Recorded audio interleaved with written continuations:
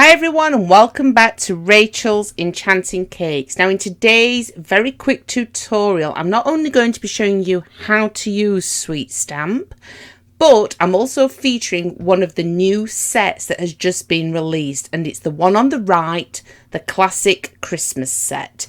Both of these sets work beautifully together.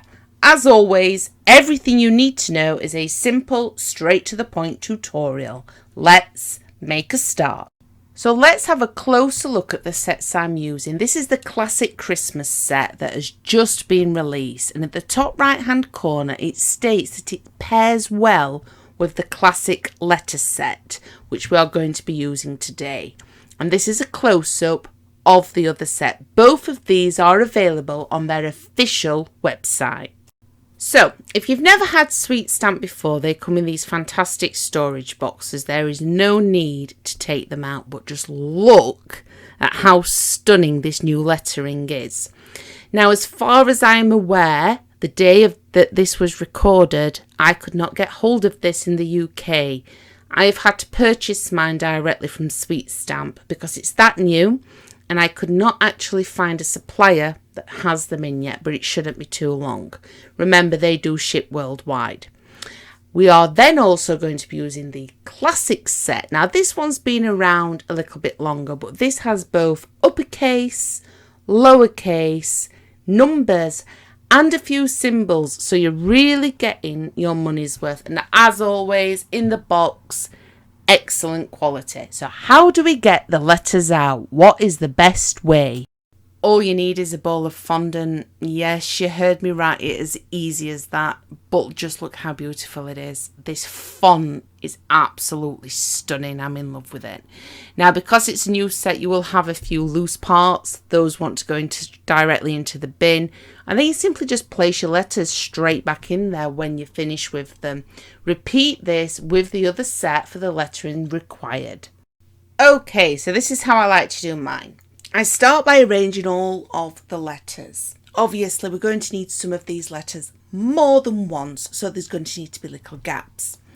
You then want either a freshly covered cake or cake drum, where the fondant is still lovely and soft, so you can push it in. Remember, these can also be used with ganache and buttercream. I simply then line it all up before we gradually push each one in and then fill in the gaps, which I'm going to show you how to do now. I simply push each letter in using my fingers, being very careful to not damage the fondant, and then I go over it with a cake smoother. With the parts that need to be pulled out, I then use some sterilised tweezers that have only been used for cake decorating.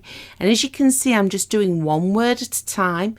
I'm pushing it down, and then the letters that I'm needing to reuse, I'm moving to the next word. This will help make sure that you lay it out all correctly, because once these are pushed in, if they're a little bit wonky, this is why I want you to take your time, they're not going to look quite right. So to get them as straight as possible, take your time doing this. But look how stunning that looks already. Now, if you wanted to, I think it's fair to say that that looks pretty stunning just by itself, and you don't have to paint it if you don't want to. However, I'm choosing to paint mine metallic blue. And for this, I like to use the rainbow dust colours if I'm not making up my own edible paint using a luster dust. You want to use a very fine brush. I've had these Sweet Stamp brushes now since 2018, and they're fantastic. They're such high quality. As long as you look after them, you wash them after every use, and then you store them away correctly, they're still not damaged. They work beautifully. I then simply paint each letter. I'm using the number 1 brush. You might find, if you're a little bit nervous with painting, using some finer brushes, and there are some finer ones also available on their site. But you can also use something called a perfect pour, where you make your own edible paint and you simply drip the colour directly into each letter. I do have a separate tutorial on how to use that, and I will leave a link to it in the description below this video. Shall we look at the end result? And how stunning and beautiful is that? Now, I've added a few snowflakes, but the whole idea of this was to just show you the new lettering set and how easy it is to use Sweet Stamp. Happy baking, everyone, and I will be back soon with an awful lot more new, completely free content.